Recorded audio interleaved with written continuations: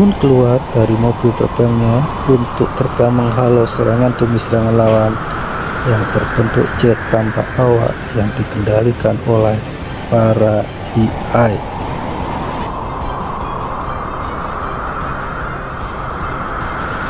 John ternyata lebih gesit ya dalam melawan pesawat jet yang super canggih. Bahkan ia mampu melawan para pesawat jet yang dikendalikan oleh para AI dengan menghancurkannya dalam waktu cepat dan singkat. Lupa, dia kan gabungan dua John dari masa depan dengan John masa sekarang. Kita semua tahu, John zaman sekarang sudah punya kelebihan.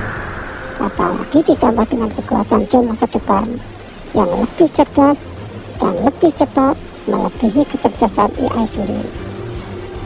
John punya kekuatan di atas rata-rata para AI. Kecepatan memori otak John dalam mengikut data lebih cepat dari otak para AI. Jadi wajar kecepatan serangan jet yang dikendalikan para AI dikalahkan dengan mudah oleh John. Dia satu-satunya manusia yang mampu melawan para AI. Makanya jangan heran dia dijadikan pemimpin umat manusia untuk membebaskan manusia dalam kendali para AI.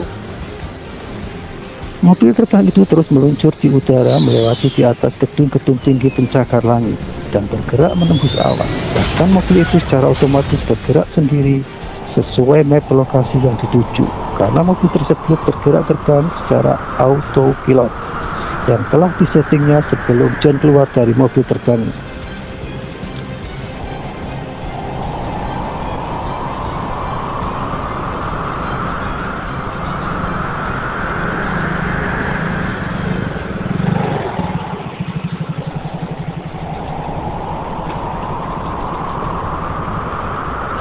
Sementara John terus terbang mengikuti kemana arah mobil itu terbang.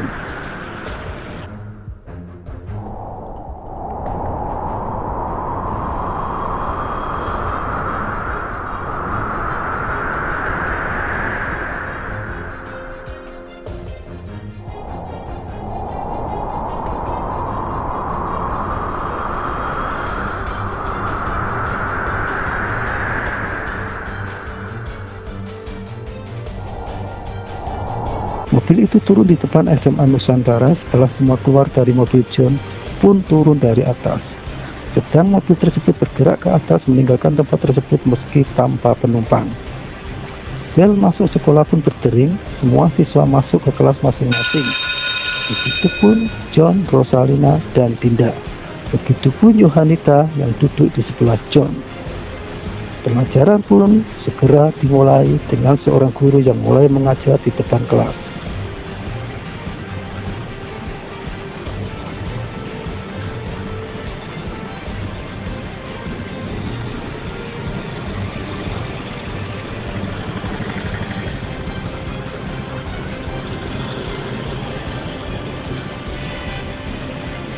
Anak-anak, sebelum ulangan semester dimulai minggu depan, Ibu akan mencoba tanya jawab pada kalian semua, agar Ibu tahu apakah kalian benar-benar udah siap atau belum.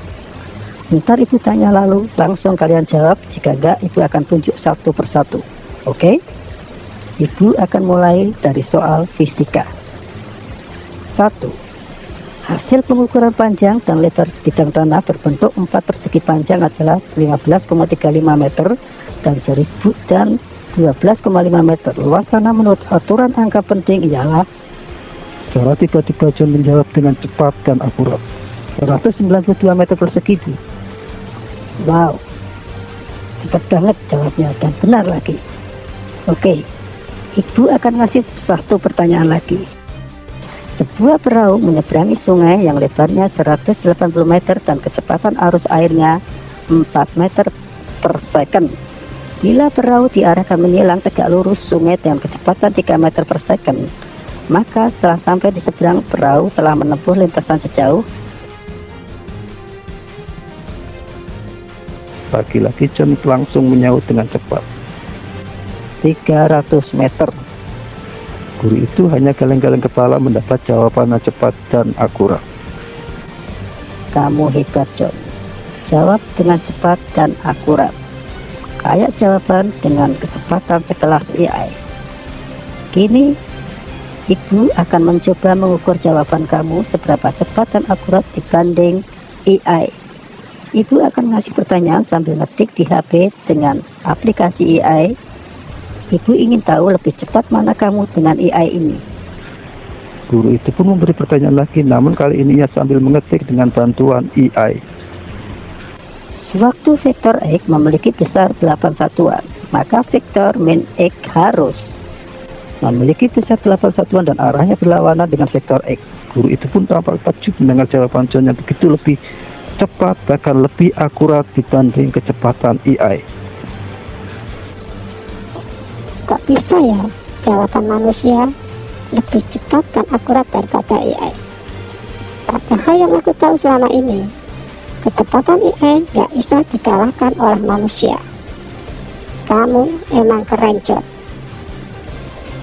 Nah, kamu tahu sendiri kan, karena si cucu John atau John masa depan yang memiliki kecerdasan yang melebihi kecepatan dan keakuratan para AI. Makanya kenapa di masa depan di saat para AI menguasai umat manusia, John mampu melawan para AI, sehingga ia dijadikan pemimpin umat manusia untuk melakukan perlawanan terhadap AI. Karena kecerdasan John di atas kecerdasan para AI.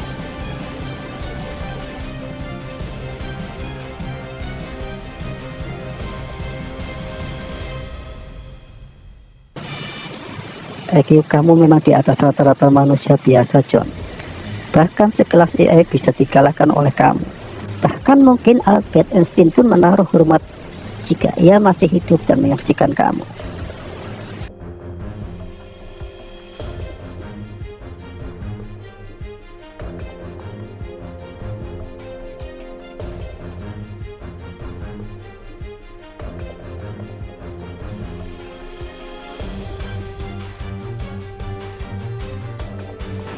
Bel pun berdering, tanda pelajaran telah usai.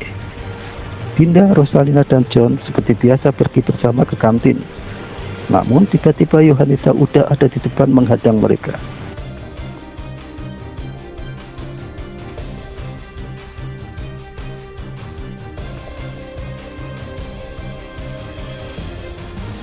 John, bisakah nanti kita bertemu? Buat apa? Ya mesti lah, kan dulu kita sering ngechat di kafe, masa lo gak inget?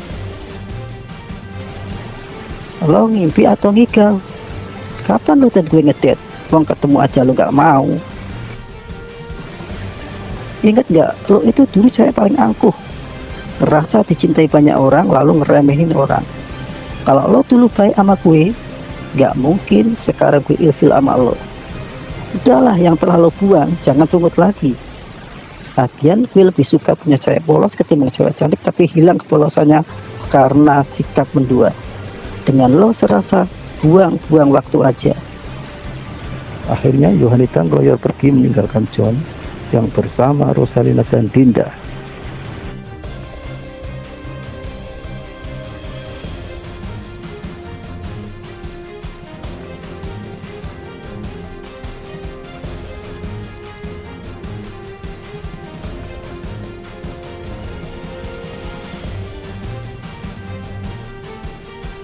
Gimana kisah selanjutnya? Apakah Yohanita menyerah atas penolakan John?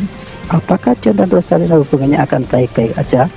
Oke guys, kita ikuti kisah ini selanjutnya pada channel yang sama. Bye.